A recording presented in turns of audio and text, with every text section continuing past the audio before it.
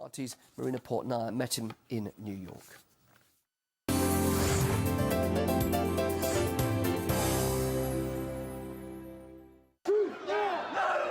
80,000 New Yorkers are calling for a new 9/11 investigation. Why didn't our fighter pilots intercept the planes? Why was my uncle's crime scene tampered with? Why did the military lie to the 9/11 Commission? NYC Can, a coalition of victims' relatives, survivors, and rescue workers, is fighting to make the new investigation a ballot box issue during New York's mayoral election in November. At a recent march, one of the loudest calls for action came from actor Daniel Sunjata. Exposing 9/11 as an inside job pulls the plug on their whole macabre show of horrors, both at home and abroad. The Rescue Me actor doesn't mince his words and tells RT his fight for answers remains unyielding. Why do you support another independent investigation into the September 11th attacks? Well, there are just so many things, so many questions that have not been answered, very disturbing questions, especially when you look at them from a contextual standpoint. I can point out one thing in particular, the 9/11 Commission. Not one word in the 9/11 Commission report about the collapse of Building 7. As a matter of fact, during court proceedings dealing with the NYC Can petition, I believe the judge who is presiding over the matter, his name is Judge Larri, when Building 7 was brought up in the courtroom, he said, "Building what?" He didn't even know what Building 7 was or how it related to 9/11. I'm not sure if he knew that it collapsed that day.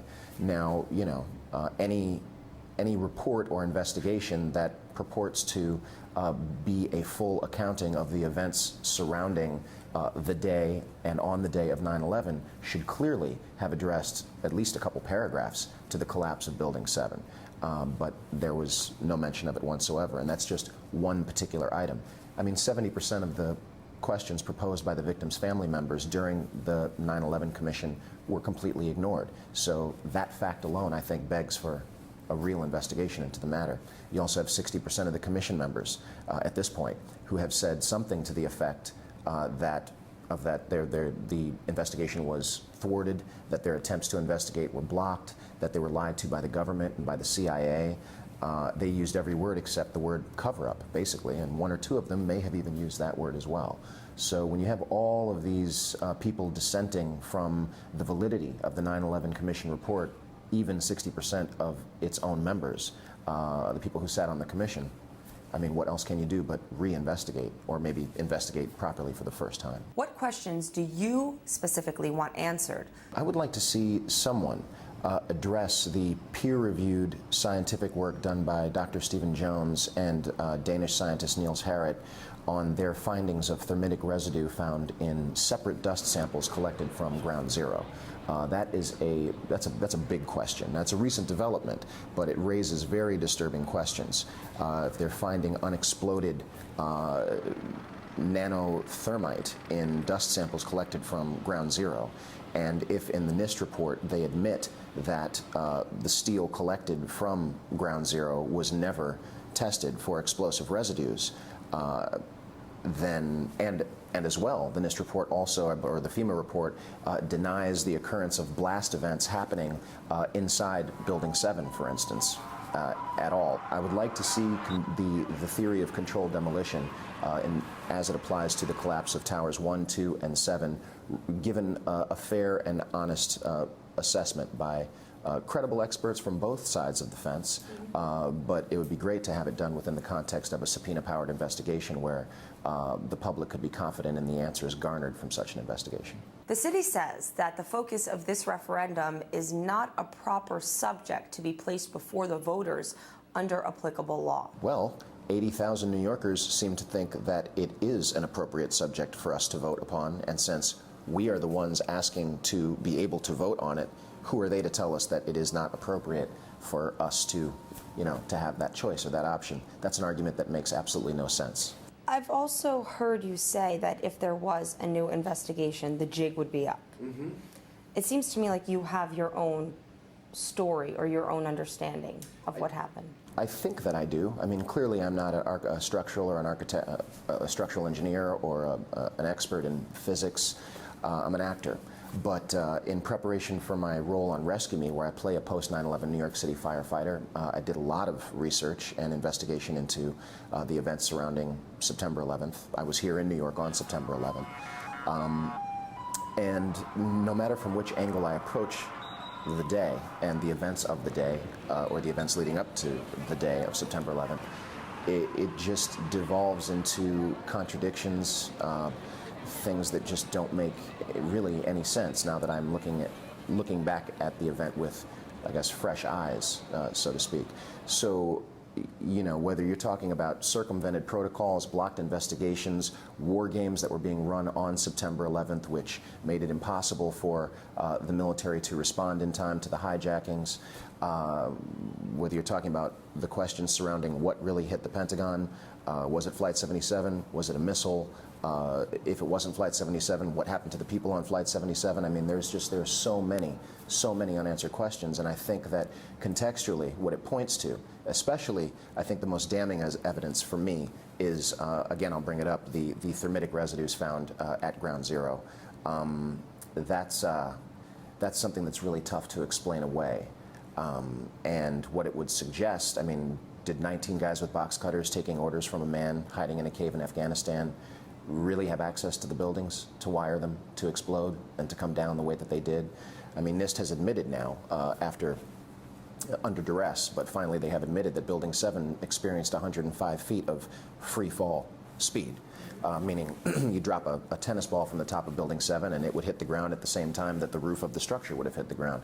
There's only one way that that can happen. I mean, a building collapsing into the path of greatest resistance, into its own mass, but hitting the ground at the same time as a free-falling object, that means that there was mass moved out of the way. That means that the fall, something was accelerating that, something was helping that. The only way to do that is with bombs, and who put them there? Do you think 9/11 was an inside job? I think it was an inside job. You do? Look, in the aftermath of 9/11, we were told that we were attacked by Islamic radicalists who hated America because we were free, essentially. That was their basic explanation for what happened on the day. That, even on the day, didn't really seem to make a whole lot of sense to me. However, in the course of my own investigations into 9/11, I came across a project for a New American Centuries document called Rebuilding America's Defenses, in which they lay out basically a plan for establishing, you know, American hegemony going into the next 3 or 4 decades. And they say at the end of the document that a new Pearl Harbor would advance and expedite that agenda. This is a year before 9/11. After 9/11, you have the unfolding of that very same agenda. 9/11 could arguably have been that new Pearl Harbor event which they invoked, which they themselves said would help them expedite their plans and their agenda. So this is an issue that should concern all Americans, because if 9/11 was indeed an inside job, it just puts things in an entirely new context. On your show Rescue Me, you play a firefighter living his life post 9/11. Has there ever been a point where somebody on the job has asked you to possibly tone down your public opinion about September 11th? Not with those words or those concerns. Nobody has ever come to me and, you know, kind of pulled me aside and said, "Hey, Daniel, you might want to tone it down. There could be maybe some blowback from this." And so far, I haven't experienced any appreciable blowback. The same commentator from Fox and Friends who called Charlie Sheen a Nazi and called him crazy also did the same to me when Rescue Me included 9/11 Truth as a subplot in this past season, due to, I think largely due to my lobbying the creators of the show on behalf of the subject matter and saying that this is the proper venue in which to address it. Greg Gutfield on Fox and Friends responded by calling me a Nazi, saying that I was insane. Again, not addressing any of the substantive points that I put forth through my character as Franco. So I don't know, at this point I'm not really as concerned about the backlash for speaking out as I am about the consequences of remaining silent. Say hypothetically this referendum does get put on the mayoral ballot in November. How can an impartial investigation be created to look into September 11th without any politics playing a role? Well, you know, the human element included in any kind of, you know, bureaucracy or bureaucratic process invariably muddies the waters. It probably wouldn't be a perfect process. I'm sure that it would be, you know, subject to some just criticism and would receive a lot of it from all sides, probably. You're never going to make everybody happy.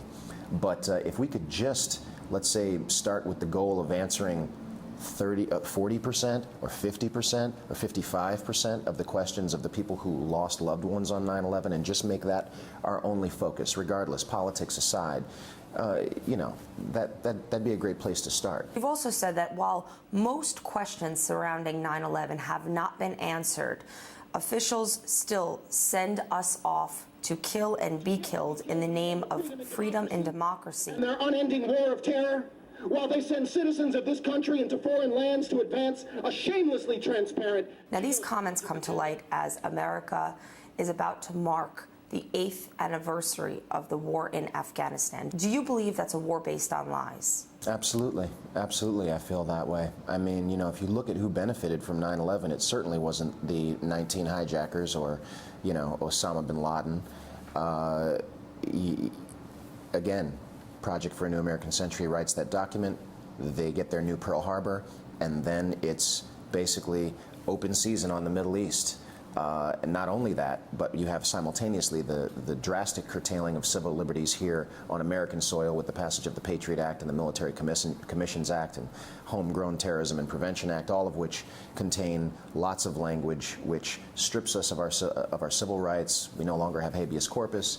So 9/11 has served to basically solidify the grip of control of the American people here at home, and has opened the door to unending war around the world. At least that's what it has seemed to do. So it has benefited defense contractors, weapons manufacturers, people in the oil industry. You know, these are the people who have benefited from 9/11.